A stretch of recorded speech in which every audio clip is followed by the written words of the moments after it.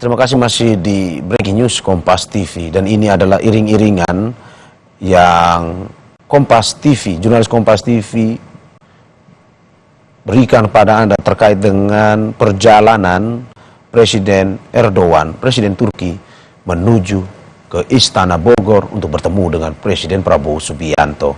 Kami terus mengabarkan kepada Anda, ini adalah visual terkini dan berada di wilayah Kuningan, Jakarta, tempat tadi baru saja Presiden Erdogan keluar dan saat ini bersama iring-iringan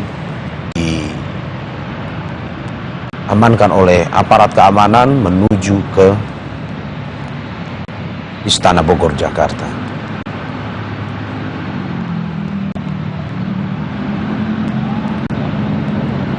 Sambil melihat, saudara, perjalanan yang dilakukan oleh Presiden Erdogan, kita akan kembali berdialog bersama pengamat hubungan internasional Alexius Jemadu. Mas Alex, tadi kita sudah bahas terkait dengan seberapa spesial sebenarnya kunjungan ini yang dilakukan oleh Presiden Erdogan ke Presiden Prabowo Subianto. Kalau Anda melihat bahwa apakah nantinya dengan kunjungan Presiden Erdogan langsung ke Indonesia akan meningkatkan citra Indonesia di dunia internasional khususnya di negara ASEAN atau bagaimana dari pengamatan Anda? Iya, ini akan memberikan kesempatan kepada Indonesia untuk tampil bersama kekuatan menengah lainnya ya, seperti Turki, bahwa kita punya kredensial, kita punya kemampuan untuk memberikan kontribusi secara positif kepada perdamaian dunia. Dan itulah salah satu fungsi middle powers dalam hubungan internasional ya. Supaya jangan ada hegemoni dari negara besar, jangan ada dominasi bahwa tatanan global ini hanya diatur oleh kekuatan-kekuatan besar.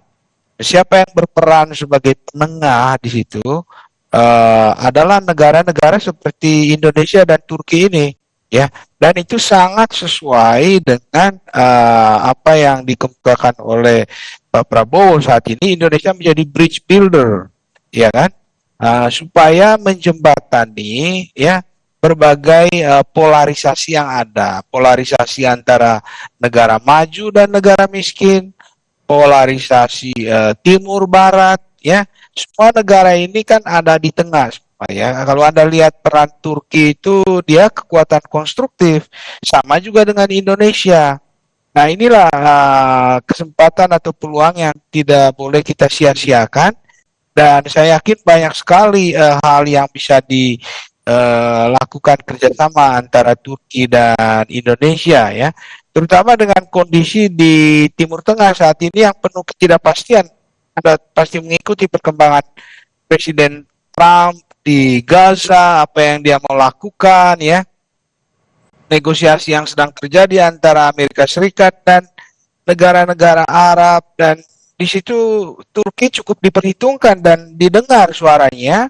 Dan dalam hal ini saya yakin kedua kepala negara ini akan juga membicarakan standpoint yang bisa diajukan ya kepada Amerika Serikat supaya tidak ada kesan pemasangan kehendak secara unilateral gitu ya.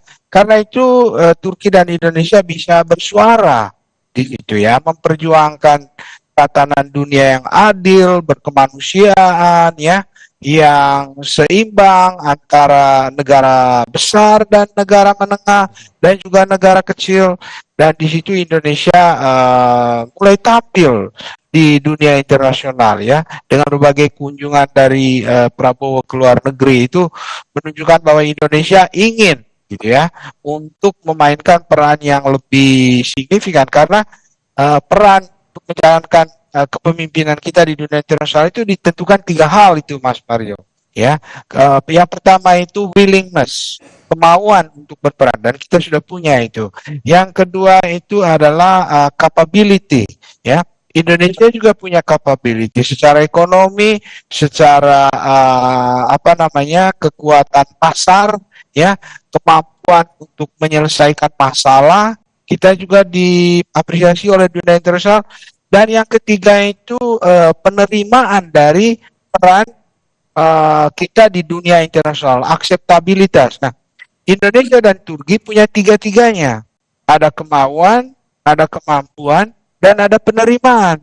Nah, ini nanti bisa disinergikan ya oleh Presiden Prabowo dan Presiden Erdogan untuk menunjukkan bahwa ada sejumlah kekuatan menengah yang bisa berperan secara konstruktif ya, yang menjembatani antara berbagai pihak karena natur dari berbagai isu global saat ini, Mas Mario, itu tidak bisa diselesaikan oleh satu negara saja, termasuk oleh Amerika Serikat atau Tiongkok, tidak bisa. Harus dalam rangka satu kerjasama multilateral. Nah, itulah prinsip multilateralisme dalam hubungan internasional. Nah, siapa yang akan memperjuangkannya itu? Terutama negara-negara yang ada di tengah ini, yaitu Indonesia dan Turki. Mereka bisa berperan secara positif, baik untuk rakyatnya, ya kepentingan dalam negeri mereka masing-masing, maupun juga untuk kepentingan dunia global. Kita perlu dunia ini ditata bersama, bukan oleh pemaksaan kehendak satu dua kekuatan begitu ya. Nah, karena itu akan bertentangan dengan prinsip piagam PBB kan gitu ya. Nah, Indonesia bersuara cukup positif dan kita melihat ada kesungguhan dari Presiden Prabowo untuk menunjukkan kiprah Indonesia secara positif di dunia internasional, dan Indonesia punya kemampuan untuk itu ya. Nah, sambil tentu kita membenahi dalam negeri ya. Kalau Anda lihat tadi realisasi investasi Turki itu baru 19 juta dolar. Wah, itu kecil sekali itu, Mas. Artinya kita belum dilirik ini. Nah, kunjungan Pak Erdogan ini diharapkan membuka ya peluang-peluang baru. Apa yang Indonesia ini kan banyak potensinya, tapi dunia internasional mungkin belum tahu ya.